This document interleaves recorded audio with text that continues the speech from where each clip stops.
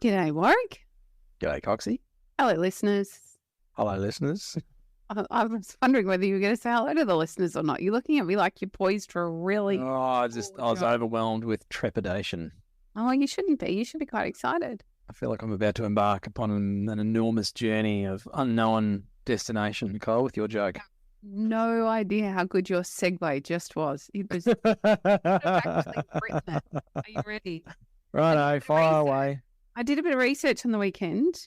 Might surprise you. But did you know that dogs can't operate MRI machines? Oh, I know where this is going. And no, I did not know that, Nicole. But cats can. Oh. G'day, I'm Woz. And I'm Nick, sometimes Coxie, mostly Nick. This is the Tradies in Business podcast, and we're here to share a bunch of tips, ideas, tactics that you can put in place to get change happening in your trade business right now. If you're really lucky, we're going to entertain you with a few mum jokes, and more importantly, a bunch of fantastic guests that will educate you in all things you need to know about trade business. But we do promise to do it with a whole bunch of fun along the way. I'm a self-confessed idiot, so strap yourself in and enjoy another episode. Oh my gosh. How good was your segue? I think it's... Embark on a journey. I know. I think it's worse when you know what the punchline is. It's like, oh, I can't believe I just fell into that one. Oh, you have set me up perfectly. Thank you. Hello, Tradies in Business. Welcome to another podcast episode. We have another guest today, which is always cool because it sort of stops Nick and I just dribbling and waffling and bouncing around 100 different directions for an entire episode. We can let our guests do that instead. So Ryan Wilson from a couple of different places, Free Trade Day and Terrigal Electrical. Welcome back to the podcast, mate. Thank you so much for having me, guys. Yeah, I think I had a chat to you guys probably a couple of years ago. Time flies, so yeah. It does, especially when you're having fun as a Sparky driving your Lambo around, mate. That's right. Yeah, plug in an extension leads, charge the people $thousands. Yeah. We were just joking at the jokes before we hit the record button about why, or I wonder where this whole thing came from about electricians and, you know, wrapping up their paper cuts with $100 bills and instead of a Band-Aid and all this sort of stuff, like private choppers. Any idea where it came from, Ryan? Or was it you that started all that? No, look, I think, like, you know, it's definitely got to have started from other trades that are just basically jealous. You know, generally, Sparkies are pretty good-looking guys. You know, the work isn't, you know, it's you got to use your brain, not so much your brawn being a So, you know. Is there a particular trade you think might have started it, Ryan, if you had to pick one? Oh, well, I don't think the brickies or the concreters could actually upload a video, so it'd have to be the plumbers, hey. Only kidding, guys. He looks very serious to me, listeners. We there's so many spiky memes out there, you know, two blokes holding hands with a little pig hammer. So we and they wouldn't even know what to do with the hammer either. No, that's right. You just use your cordless drill. Oh, yeah. Well, hammers are just purely to, look cool for us. Yeah, put a bounce off the concrete and catch and back into your nail bag thing. Absolutely. Anyway. All right, Ryan, you're not one of those electricians though, mate. You don't drive a Lambo and you don't use $100 bills to tape up your paper cuts. Right. Yep. I'm still driving around in a high A. Yes, a high A. So I did have a Hilux, but I'm a, you know, maintenance Sparky is my little jam in our company. And after a couple of years working in the office, my wife had enough of me sitting next to her, so I'm back out on the tools, which I love. I've got a bit of a shared role now, so I've been a couple of days and back out. It's sort of, I'm enjoying it at the moment. Nice. My wife usually sends me out to go mountain bike riding or, you know, go play squash or something, but yours send you back out to be a maintenance Sparky. That's right, yeah. It gives you, like, I mean, when you're off the tools for so long, you can lose a bit of confidence as well. I remember that it took 2 or 3 weeks for me to get that confidence back. Oh, So speaking, I've got, got quite a lot of other staff that work for us. And some of those guys that have been with us for a couple of years had never seen me on a job. And here I am sort of telling them what to do. So you can imagine, it's a bit of a respect level as well with you guys. I think if I don't like telling people what to do if I wouldn't do it myself, sort of thing. So yeah, now they see me out there slogging away with them, with my little pink hammer. Yeah, yeah, it's good. It's good. So that's helping the morale, and it's helped the cash flow as well. Because obviously I'm a big cost in the business as well, and I go okay in the office, but I'm probably a better Sparky, better talking to customers face to face than looking at all the numbers sort of thing. My wife's really good at that. So, then we've got something to talk about at the end of the day. We're sitting next to each other. So that's helped that out as well. great advice. You heard it here first. Thank you, Ryan. Pleasure. Ryan, you were sharing with us off air that you've had quite the journey in business over the last few years. COVID, of course, was more than a spicy cough. It was quite spicy for business as well. You want to share a little bit of what you were talking about with us prior to hitting record?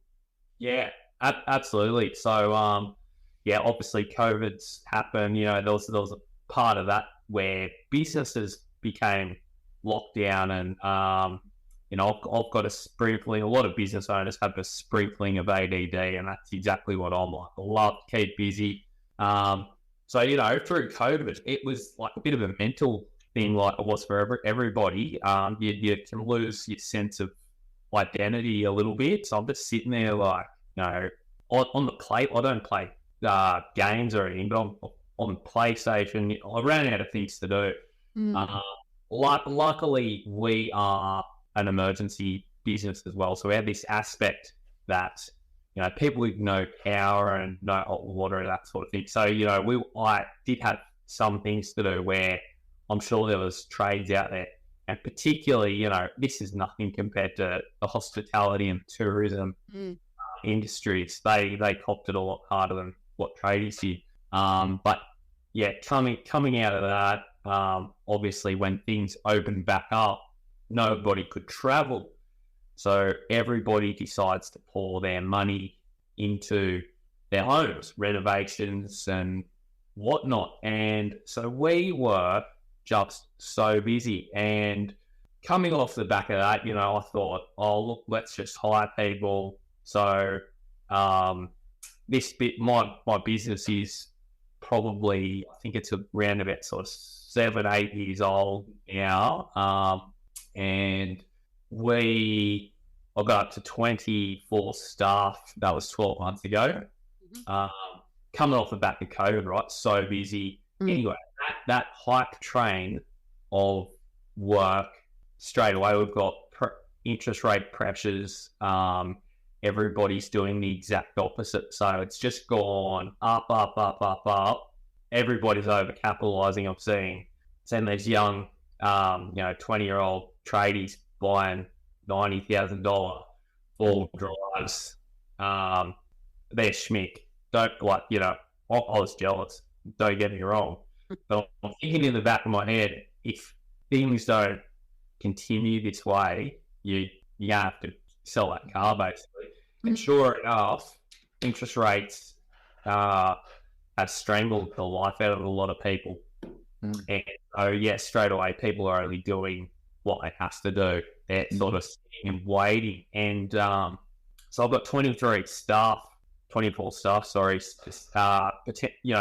Half of them were finishing in the middle of the day. We didn't have any work for anyone. And you can imagine your payroll, we had something around about $45,000 a week payroll. And we might have only had 30 grand coming in. So your bank account's going down by 15 grand every week. Very stressful time. So we had to look at something quick before we pretty much went under. So how do you tackle that? Obviously, you just fire everybody, but that's not the answer. That's not sustainable, right? Then you're back to square one. So we did a bit of a mix. Obviously, I hustled. So I got in the office and I called a lot of new clients and I tried to, grow the business a little bit, but that wasn't even enough to keep up with, I think consumer confidence dropped by about 75%. So most businesses would have found that they had about 25% of the work coming in that they did in the, after COVID pipe. So unfortunately, it's a really hard thing to do because as a boss, I go down to the pub with my boys and I'm sort of mates with quite a lot of them. But there's a few guys that, weren't performing that well as far as your numbers go. And I had to do something that was really difficult. I had to let some people go. And some of these staff had been here from day dot. Just because, they've been here for a long time and you love them as a person, it doesn't necessarily mean that they are a good fit for your business now. And you really need to separate the emotions. Easy for me to say, and it was very difficult for me to do. But yeah, I had to cut a bit of dead wood, so to speak. So we got back down. So right now we're sitting at about 16, 17 staff. But I did tighten the belt. We pretty much got rid of about 10 staff. Couple left because I basically addressed the group and I said, look, when you address the group, you don't want everyone freaking out. You don't want a huge walkout either. So I basically said, look at the economy. People are not wanting to spend money. People are stressed out. So to everyone, look for upsells, and they could. A lot of them could read between the lines. So there was a couple of guys that left, which made my job a bit easier. Lost a couple of good stuff too, and then the remaining guys where I just got rid of a couple, and here we are. So we're I feel like it's starting to go back up again. But yeah, my advice is always, things change. Growing slow is not a bad thing, but shrinking fast when you have to is crucial. Mm-hmm. Yeah, and I think that's in any market change, and I'm old enough to have seen quite a few in business over the last few decades. And I think one of the big things that I've noticed, including my businesses, I started a business just as the GFC hit back in 2007, 2008. But I've seen a lot of people hang on too long. It's like, I don't want to let these people go. And I think a lot of it is avoiding the uncomfortable conversation, because that, strangely, is more scary to them and more stressful than the reality of clinging to team members and the whole ship going down with everybody. Yeah. And so they just delay that stuff too long. They hang on to vehicles too long. They keep the overheads for too long. They're still buying lattes and pizzas and all that sort of stuff and not actually taking swift action, as you say, Ryan. Were there other things that you had to tackle, like some of those uncomfortable conversations or decisions in terms of keeping the thing going through that time? Oh yeah, absolutely. So you look at two things, right? And naturally, you look at the staff and you think, I've got to keep everybody as efficient as possible. You can't have people knocking off at midday because you're just not you're going to lose money on everyone. So we really honed in on the staff and trying to keep them busy. We probably put the blinkers on a little bit, because what we also should have considered was our business overheads, because we had contracts in a lot of marketing, right, that didn't even pop into my head, but they're giving us terrible return on investment. I'm not going to name any names, but you've also got to look at how much does your business cost to run on a daily basis, and is everything that the business costs you crucial? Mm-hmm. All right, I think you've really got to tighten both sides. You look at your staff and the efficiency, and is everybody covering their ass, so to speak, there? But then you've also got to look at yourself and go, like for instance, we had this person come in that was purely a debt collector. He's actually one of my mates from school. He was a big 7 foot, 130 kilo giant.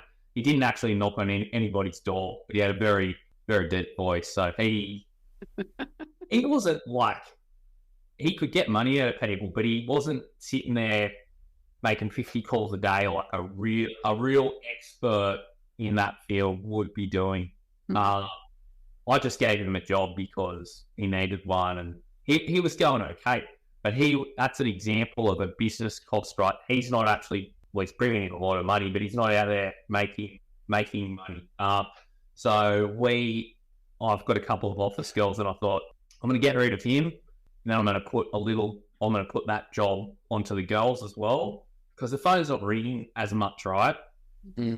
I've got to look at the girls in the office. All right, you guys got another job now, calling, whether it be weekly or every second day.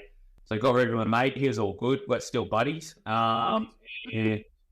So now the girls ring around. If anyone's getting late with a payment, I'll just give them a reminder.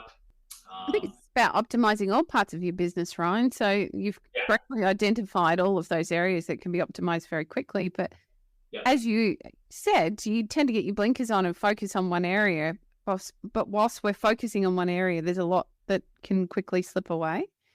We talk a lot about having a dashboard and key sets of numbers that can help you understand how your overall business performance looks, because it should be that simple, right? In business, there should be a set of numbers that you can look at any particular time that are your gauge, so that you can understand that, yep, the business is performing. I've got enough leads, which means I'm going to have enough turnover. I'm tracking productivity, so I know that the team are doing what's necessary for our profit margin to be where it needs to be. But we're not taught any of these skills when we get our trade. It's something that quite typically we get into trouble, or we get to this point where we're just working our asses off, trying to make ends meet, to move us forward, to have all that flexibility and cash freedom that everybody talks about, and it's not happening. We get to that point, we put our hand up and say, actually, I think I need some help. I don't know what to do here. So Ryan, I'm really interested then, how did this become common knowledge for you and something that you were able to work on? Look, yeah, so I'd never been to university or done any business studies other than in high school. Basically, my wife she's a pretty clued up sort of, we go to the accountant, I think we go 4 times a year, and he has a bit of a spreadsheet, right? And he's like, there's a lot on advertising, and then we break that down and we'll see, okay, we're spending, it was like $1,200 a month with some mob. And when we looked at the return on investment, we might be getting like 2 small jobs a month from them. So actually, that's an example of something that we had to cut straight away. Just like, luxurious items. The other thing too is like, Google AdWords. So if by chance you get busy, you want to be able to turn them off like a tap. Don't just forget about all these little, a lot of them are really good, don't get me wrong. But you've got to have some monitor on your return on investment. So if you, particularly your marketing and that sort of thing, what I found was the best marketing is free marketing. Like our social media, for example, we've got quite a lot of followers, and there might be, a couple of serious type posts. We're talking about technology and that sort of thing, but the majority of our posts that go viral are, a little bit humorous, or it's getting to know our staff in the business. And so, that's where most people sort of see see us, and that's where we get a lot of our work from, through social media. And we also backlink it. We've got quite a few community groups up on the Central Coast, so we will backlink it in a few community groups, and that's all free. So, and it's a lot more effective for us than other marketing that you might have to pay a lot of money for. Ryan, are there any other business lessons you've really tripped over in the last few years? I think, well, the first time we spoke to you, we didn't talk about your business at all. We spoke about the other half of what we'll talk about today. So I'm really interested to hear some of these lessons that you have learned. I just wonder if there were others that you haven't identified yet. Oh, look, I am absolutely learning every day, so I'm not gonna pretend that I know everything. But yeah, it's like the thing that probably since last time I spoke to you, I purely ran off my gut.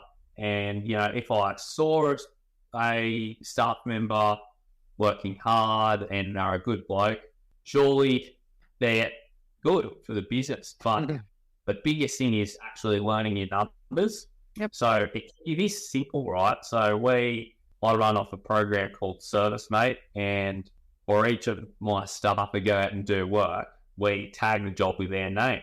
So at the end of the month, their turnover comes in. You know, what do all of their invoices calculate to? And we take out their expenses. So that'll be things like their pay and their petrol and all the material they have bought for their jobs. Yep. So anything that is their cost. And that basically gives you a figure how efficient they are. And it was very surprising because some of the guys that I thought were really good were getting paid more than they were bringing in. Yep. And, you know, it might not be their fault.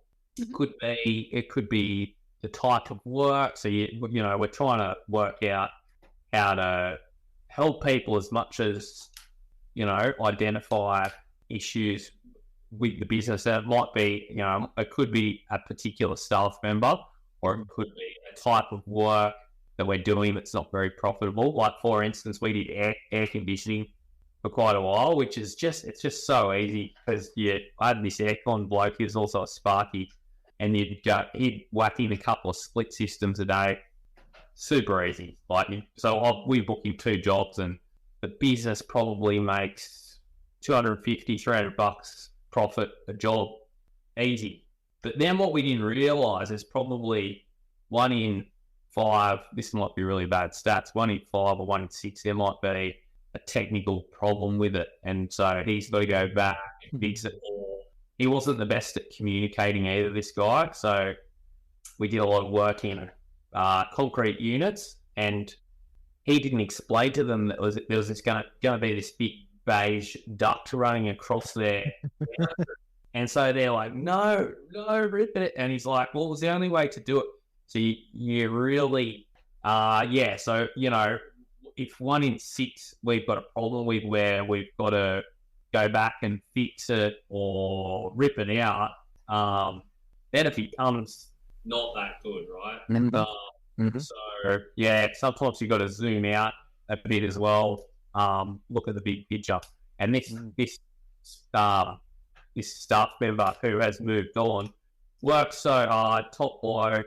His weakness was communication, and it wasn't worth me pursuing that because of, you know, we zoom out, we look at the quarter, and we're spinning the wheels, booking him all of this work, and at the end of the day, the profit was so small. Yep. That wasn't worth us going down that path. Yep. Yep. Yeah, sometimes it's more than just the surface number. And I think a lot of us are just, well, we're busy. We've got lots on our mind. We look at something and go, yeah, he's making me money, $250 a job. That's sick. That's great money. But like you say, there's other things to consider. Or the amount of times we hear from trade business owners that, yeah, my Google ads is great. You know, we're getting a few calls a day. So, yeah, how many of those are turning into jobs, and how much are those jobs worth, and how profitable are they, and how much are you spending on your Google ads? Like, there's more steps to it than just the surface level. And I think it's dangerous to be so busy that you feel like you don't have time to actually do that investigation. Yeah. Because then you're missing, as you pointed out, mate, you got up to 24 staff, there's work coming in, and I think it breeds a bit of complacency, to be honest. You look at sporting teams, they're always winning, they're always at the top of the ladder, and it's hard for complacency not to creep in, and we often see teams or athletes come crashing down from their pedestal, and everyone goes, what happened? And the first thing they do is sack the coach, because it must be the coach's fault. Always. Which is ironic. Coxie and I are sitting here as business coaches. And the coach has probably been screaming at everybody all season, or for the past 3 seasons, like, don't lose your edge. Like, just because we're winning doesn't mean you can take the foot off. It's like, yeah, whatever, coach. We're the best. That's right. That's right. Anyway. So some great lessons in there, mate. Curious to, and it's not necessarily part of marketing. I don't want to claim that charitable work is just a blatant way to grow our businesses. But you do a fair bit of stuff in the community. You used that term before. Talk to us a bit about what's been the journey for Free Trade Day. Like, your business has gone through this kind of evolution. What's happened with Free Trade Day through that time? Oh, look, so Free Trade Day, and I spoke to you guys about this. I feel like it was more like 3 years ago. It's this day, for people that don't know what Free Trade Day is. Basically, so it started on the central coast of New South Wales. There was an elderly gentleman that phoned me up. He had a light fitting that was flickering. It was driving him nuts, and I went out there, and he was a war veteran, 96 years old, and his living conditions were not good. So he had, cockroaches running around his house, and that was the only light that was working in the house. And he went on to tell me that he hadn't had hot water for 6 months, didn't have any family around. So I naturally declined the cup of tea because, he, lovely bloke, but wasn't into the roaches. But I sorted his hot water for him and a couple of other lights, and had a good chat to him, and made me feel really good. His hot water tank it was so old and so rusty, so Sparkies will know what I'm talking about, but I had to get this rusty element out of his tank, and somehow I was able to do it. But I said to him, you need a new hot water tank, right? So I said, I don't know how long this is going to last. But anyway, he called me about 3 weeks later, and he said, mate, I just wanted to let you know that was life-changing. He had really bad arthritis. He said having those hot showers through, it was actually, I think it was July I was doing this job, so he was having cold showers through the middle of winter. And he said that it's really helped him feel better, helped his arthritis and that sort of thing. But he said, but mate, my hot water's gone again. Can you come around again? I said, no. Look, you unfortunately got to call a plumber. And that was the last time I spoke to him. Then, weirdly enough, I had a job across the road a couple of weeks later. And I thought, I better go make sure he's gotten onto a plumber. And there was a removalist truck at his house. And unfortunately, this is the sad part, I found out he passed away. And so I'm laying in bed that night, pretty much in tears about this fella, that I flicked him. And so I think it was that night I went on social media and I said, okay, on Friday, my crew, we only had, there was me and 4 other blokes that worked for us. We are going to do a day for free on Friday. So if you don't have anybody struggling, let us know, because we're just going to run around and give everyone a hand. People who can't afford tradies, or people living without essential services like power and lights and that sort of thing. Anyway, I woke up the next day and my phone's just going viral. It had something like 350 shares, and I had local radio stations calling me up going, are you the tradie that's working for free? Blah, blah, blah. was like, oh, geez, what have I started here? So, you know, it was definitely didn't start off to be anything like a marketing ploy or anything. Then Koshi from Sunrise knocking on the door before I had a coffee. That was great.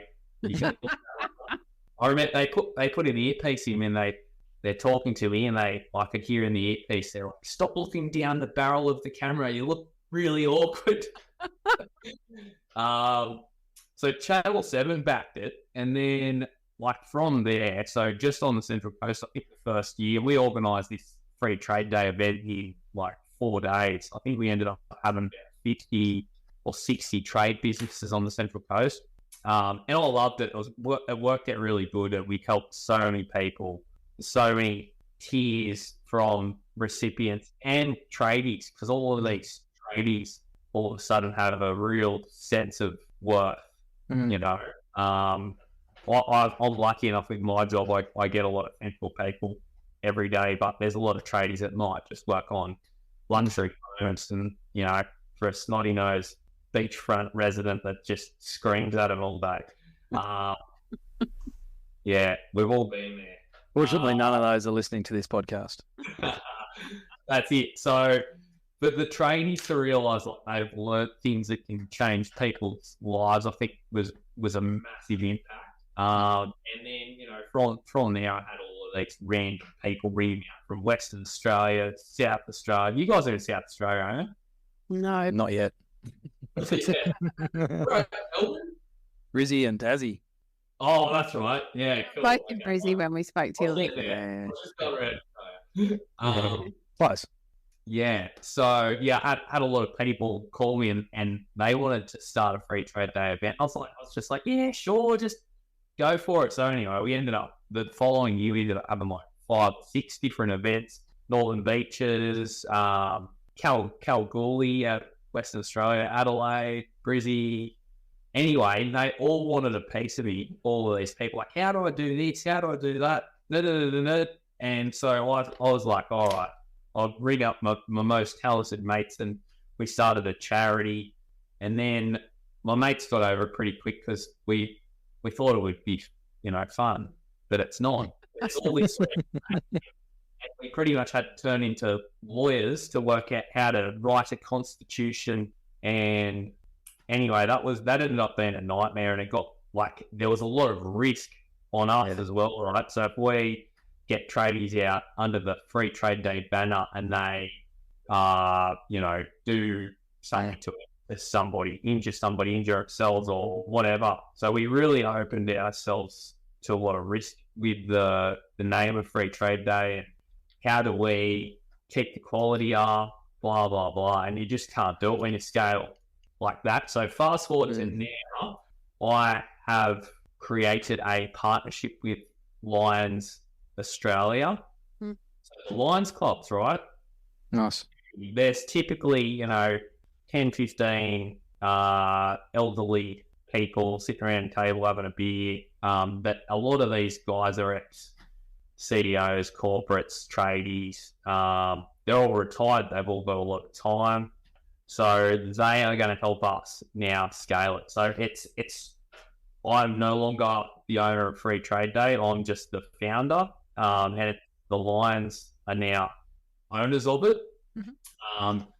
And it's something that is going to, so it started on the Central Coast, and the Lions are growing it like ringwork through New South Wales at the moment.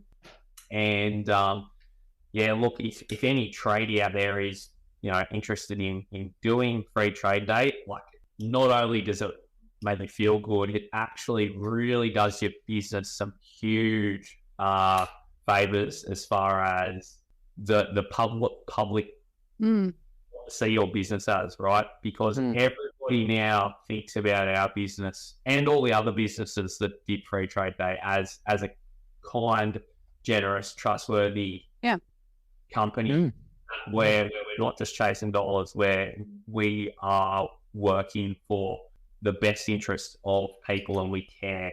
And it's good too for all those tradies that a lot of tradies do love jobs all through the year. Now you have an excuse You only have to do it once a year. Free trade. So, Unfortunately, yeah. sorry, mate. I was going to say a lot of tradies are doing love jobs every day of the week because they don't know their numbers, like we were just talking about before. Yeah. I know, that's right. Yeah, exactly. So look, if the tradies are keen, I would just suggest to contact your local Lions club, wherever you're from, and whether they can get picked to an event this year or next year. Keep your eye on Free Trade Day. We've got like a Facebook page. Yeah, it's really powerful stuff, and we love doing it. And yeah, so this year I'm on Better Homes and Gardens in May doing it. So had Joanne Griggs out filming the day, and yeah, like that was an amazing day. I was on a job, so there's something like 200 jobs going on. On my particular job, we helped a lady out and her husband, like pretty young lady too. She would have been like early 50s, something like that, and she had a teenage son, a couple of teenage boys, and her husband was fully fit but just randomly had a heart attack and died middle of the night, only 3 or 4 weeks before. And he was some sort of trading. He sort of half started heaps of stuff around the house, and like they weren't super financially stuffed, these guys, but she was just in a tailspin hard, and her eldest son got caught graffitiing a bus. Like, it's very out of character apparently for him, so obviously it's a reaction to his dad dying, and so she got nominated by a friend, and we have a little bit of an insight as to the story, as much privacy as they're happy to share with us, and she was happy to share that. And so that's why we took this one on, because it's hitting one of the categories. People that can't afford it, or people that have gone through personal hardship.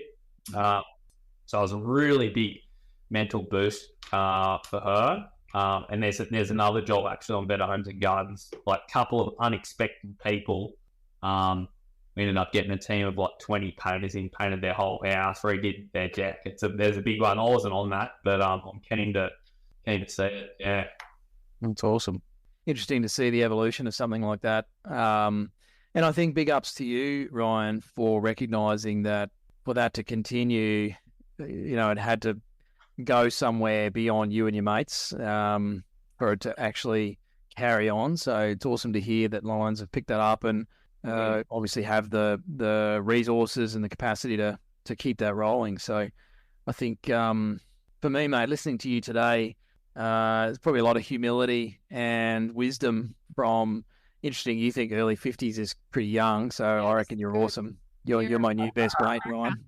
But I'm 40 in a couple of months, so yeah, 50 really, yeah.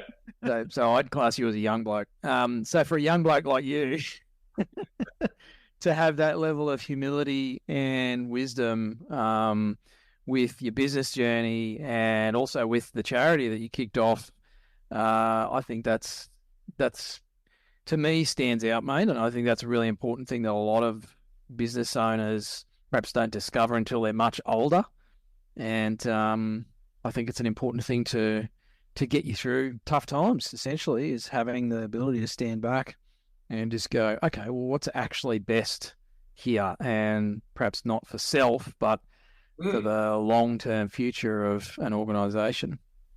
So well done, mate. No, thanks, Waz. No, I really appreciate that. Yeah, that's right. So it's about your branding and what image you want to project, and obviously, you don't make any money doing free trade day. The whole point is to do a day for free. You can actually do as little as 2 hours, because I know times are tough for tradies too. So if we've made it so, yeah, you can give up as little as 2 hours on the day.